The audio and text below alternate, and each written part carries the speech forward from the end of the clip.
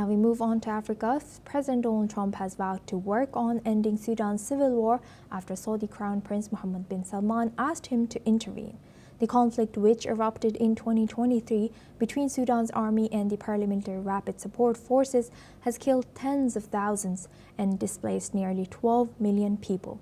Trump has said that he would use the influence of the presidency to halt the tremendous atrocities in Sudan, working with Saudi Arabia, the UAE, Egypt, and other Middle Eastern partners. Sudan's Sovereign Council, led by Army Chief Abdel Fattah al-Burhan, has welcomed the U.S. and Riyadh's involvement. The announcement follows Trump's long focus on conflicts in Gaza and Ukraine, while the Sudan war has received little attention. The crisis worsened after the RSF seized El Fasher in Darfur, sparking concerns of crime against humanity and genocide. Trump has emphasized stabilizing Sudan and ending the humanitarian crisis, calling it the most violent place on earth.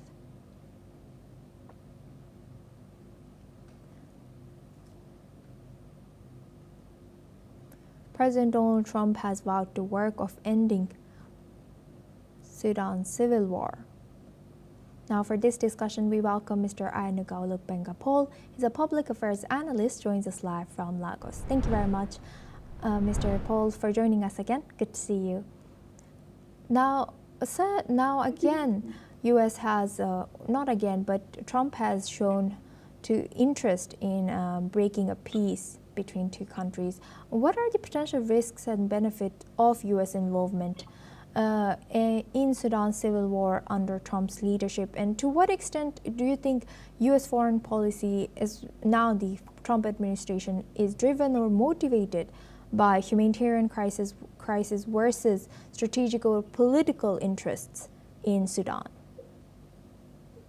Well, I think it is more strategic interest.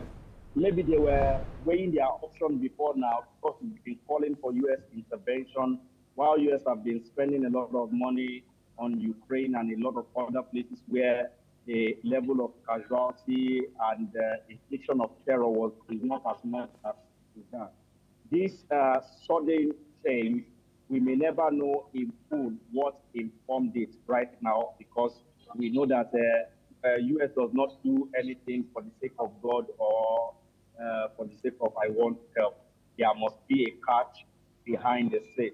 But I don't think we should be concerned that much about the catch at the moment, but about the potential for this intervention to be able to solve the humanitarian crisis that is going on there, in that the RSF will be beaten back, or the Sudan government will be forced to sit down and have a talk now that a higher force is coming into the argument and the arrangement. So I believe that this will help ease the tension on the civilian population, whether it will now be on the long run or the benefit. Because if I am to calculate based on the regional importance of that area and some of the strategic influences going on there with the closeness of that country to the likes of Djibouti, Eritrea, Ethiopia,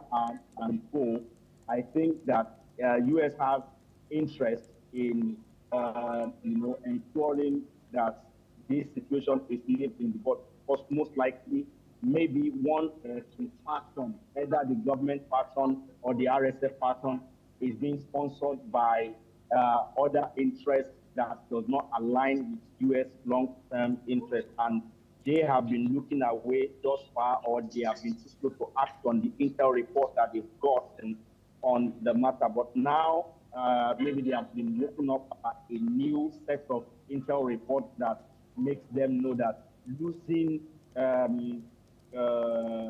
Sudan to another axis of power like China or Russia will mean a lot of terrible things down the road for them, and that is why they are now waking up. But I don't want to believe that the US is doing this because it cares about the humans and whatever in Sudan. I believe there is a catch, but I am not worried much about what the catch is. I am interested in the stability and peace that this intervention by the US will bring to the Sudanese civilian who are caught up in the crossfire between the RSF and the Sudanese armed forces at the moment. So for that, I will say kudos first and foremost to the U.S. government and to President Donald Trump for this intervention. Right. And talking about potential of peace after U.S. intervention with support from other countries mentioned like Saudi Arabia and UAE and Egypt, this involving UAE, the very controversial country in relations to Sudan crisis. How do you think this influences the peace efforts and legitimacy of it?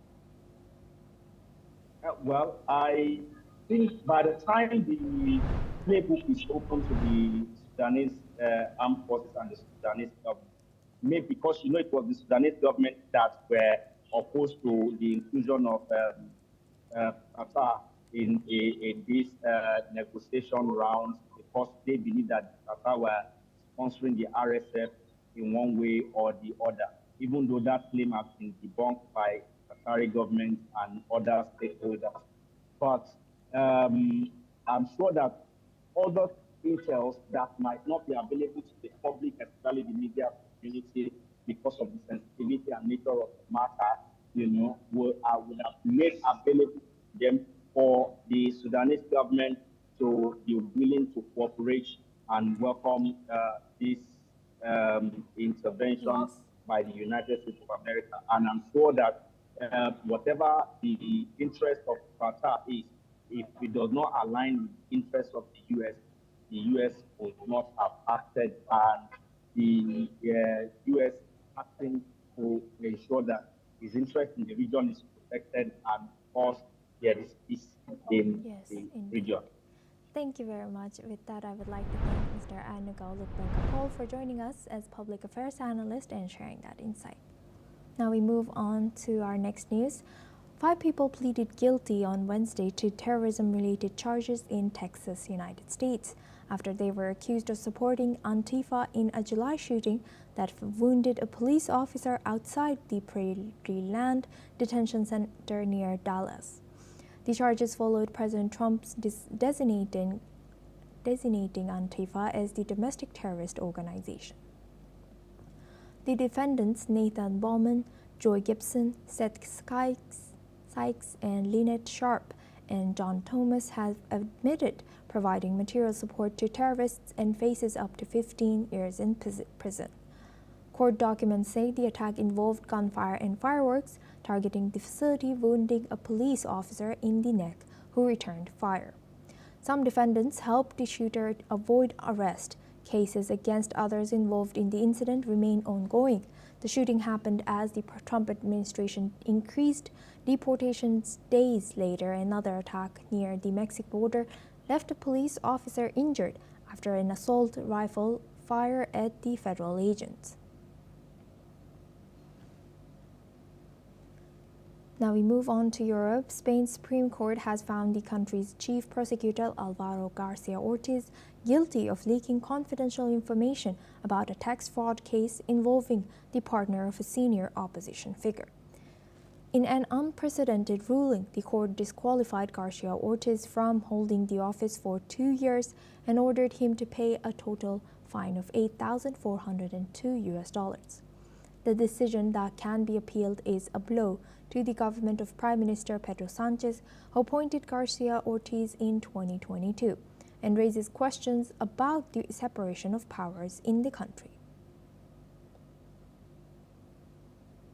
And that's a wrap on America 360. Keep watching NewsX World for more